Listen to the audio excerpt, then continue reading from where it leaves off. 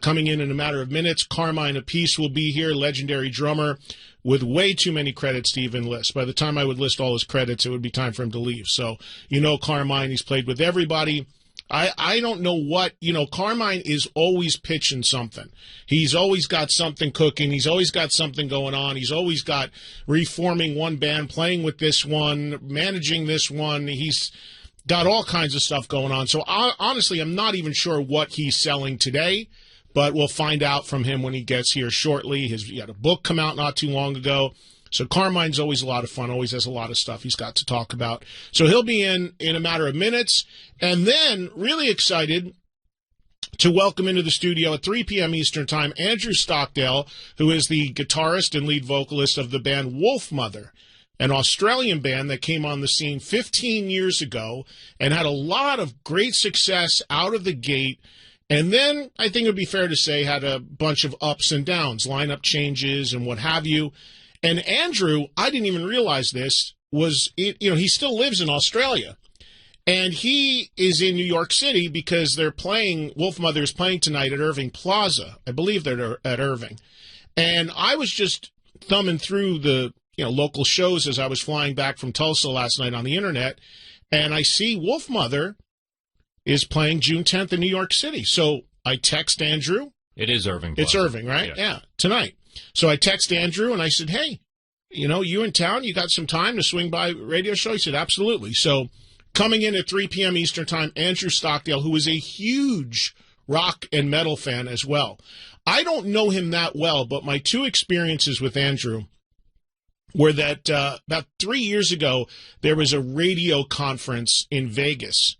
And a lot of these radio conferences, the labels will bring in acts whose record they're working and kind of make the rounds and do the promo bit. And he was there, and he's a very easy guy to pick out because he's tall, he's got the big hair, the whole deal. And he was there, and he had a few in him when I ran into him in Vegas. And he came right at me like a dart, and that was the first time I met him. And that metal show aired in Australia. It was apparently very popular there. So he picked me right out, and he came right up to me, and he started pounding me with stuff about rock and metal and just talking and real animated. We had this big discussion. It was right outside of Vinyl at the Hard Rock, I remember. And I said, man, we got to do this one day. And he's like, yeah. So we exchanged numbers. And then less than a year ago, there was an event in Houston that I hosted that I'll be doing again later this year. I think it was this past October, November, a place called the Karbach Brewery, and they had all these different bands play. They had this big festival. It turned out to be really, really cool. And it was a very eclectic mix of bands. Sweet was on it, April Wine was on it, and Wolfmother headlined it. And that was the first time I had seen Wolfmother play maybe ever. I can't remember, but they floored me. It was just a trio, just huge guitars. And I mean, if you think about it, and if you know their music, they are kind of like the original Greta Van Fleet. Not nearly as Zeppelin-esque, but certainly Zeppelin-esque. But in terms of big riff rock and Andrew's voice, really the first very Zeppelin-esque sort of band, if you go back 15 years to that first record, which was very successful. But they were killer. He just came out all real, bass, guitar, drums, and massive riffs. Guy sings his ass off, and I was floored. So I had said, we got to get together, and we got to, if you remember, if you listen to this show, I talked about it right after I'd seen it and was raving about it. So it worked out. It kind of just fell out of nowhere late last night where I texted him. He got back to me, and he'll be here in the studio with us around 3 p.m. Eastern Time for the second hour of the show. So we got a lot to do as far as interviews. We'll try to squeeze in some calls if we can. You know the deal, though. We'll get to as many calls as we can throughout the week around all the other stuff. Whatever happens on any given day, you don't even know, because I don't even know half the time, but that's how I like it. Live, spontaneous, we see what the day brings, and we get into it. Talking rock with you here on Shrunk Nation on Volume. June 25th, the next LA Invasion from the Rainbow. Don't forget that. Be sure that's marked on your calendars. Everybody's always asking me for some lead time about the LA Invasion so they can make the date, if they're coming into town, if they're in town, stay in town, whatever. So Mark the date, June 25th, for the next LA Invasion from the Rainbow. Roger is sitting here in the studio with me. Roger, are we announcing guests this time or not? This is an ongoing soap opera.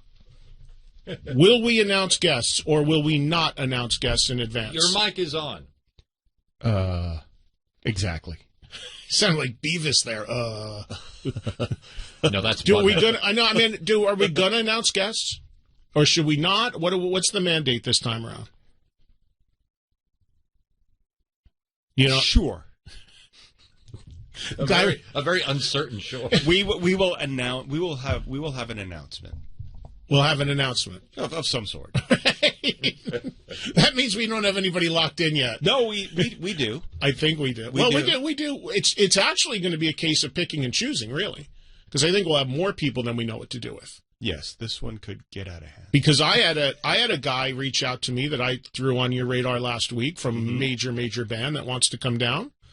And we have some of our usual friends and suspects that want to come down. So it's going to be, I think it's really going to be managing and picking and choosing and figuring out how we're going to put it together. We only have 2 hours, so there's only so many people we can fit on the show. Right. Which is why we do it monthly, so we can keep doing it. Right. And I like the idea of locking the date and then building around the date like we're doing this time. So I think it's LA. There's 1 million people there. We'll have great guests. You guys come down. Same deal. Doesn't cost you anything. 6 to 8 p.m. Pacific here on the radio and, of course, live at the Rainbow from the patio. You know what I was watching? Speaking of interviews, I watched for the first time the second season of Letterman's interview show on Netflix. You guys watched any of that yet? I saw the Kanye. I watched the Kanye one, too. Very entertaining. Very entertaining. Very entertaining. I mean, not my music, obviously, but very entertaining. Letterman, very deferential to Kanye. Like, Letterman was like, thought he was bringing out Obama or something. He's a fan. You think he's really a fan, or somebody just gave him a lot of research? No, I think that's the beauty of this show is Letterman picks people. I mean, he could interview whoever he wants. Who's going to say no to him? So I think he's really picking people he's got a general interest in. Well, it's similar.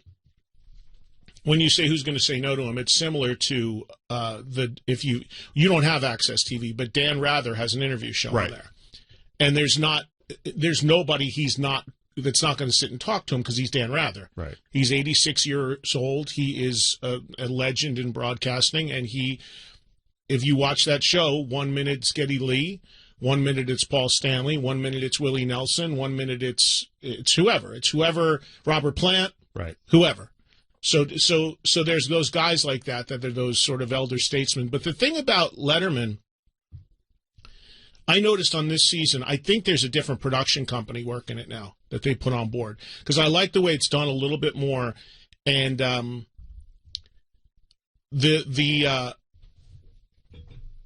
he's coming out. He's a little bit more Letterman-esque, if you know what I mean. He's a little more goofy. Well, I think he's got a season under his belt where he knows what he's like. I think he's got kind of the formula for this down. Yeah. So I think he can be a little more, and I think it also depends on the guest. I think he reads the guests really well. Yeah. Yeah. He was like I watched the one with Ellen DeGeneres. And then I watched the one with Melinda Gates. Those are the 3 I watched. I saw the Ellen one, too. It's funny. The whole the audience doesn't know who the guest is until they walk out, usually. Yeah, because he comes out and he has that little monologue. He says, do you guys know? And it seems like they know, but they don't know. Most of the time, they don't. The Ellen one was the only one that it seemed like the audience knew. It's kind of like your LA Invasion. Exactly. There you go. It ties it all together right there. But, look, I worship Letterman. All that show does for me is make me miss the Late Show even more, And you're talking the Late Show.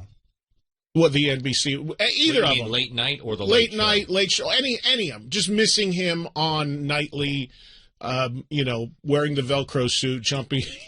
I mean, I know he's not going to do that anymore, but still. I don't think you'll get that or the Chris Elliott. But that's okay. Even though, still, I wish he was on every day. So he does, what is it, 5 episodes? I don't know. The first season was like 8 or 7 or 8. This one they've put up 5. I don't know if there's more coming or not. But I think that's it because I think they put them up as a season. Yeah. Yeah, So- I thought last time they rolled them out one by one though for some reason, but I guess that's against the whole way Netflix does stuff. So, anyway, that was my airplane viewing. On the way? If you had a show like that where you had no one can say no to you. Yeah. Is Letterman one of your 5? If you To interview? yeah. So your question really is if I had 5 people you can interview. Actually, you know who number 1 would probably be? I bet I could guess. Who? Stern? Yeah, I kind of figured. guy down the hall. Yeah, if number 1, if I could interview anyone, it'd probably be him. Yeah, that would be the number 1 guy for me, because not only being a fan, but just we're in the same. Obviously, he's 10 billion times more successful, but you know what I'm saying. When I listen to him, when he does that stuff where he tells his stories about terrestrial radio and Right.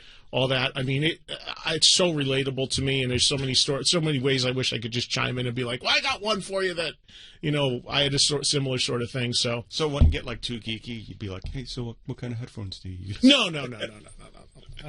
But I would. That'd probably be, especially in a non-music performing sense. Yeah, for sure.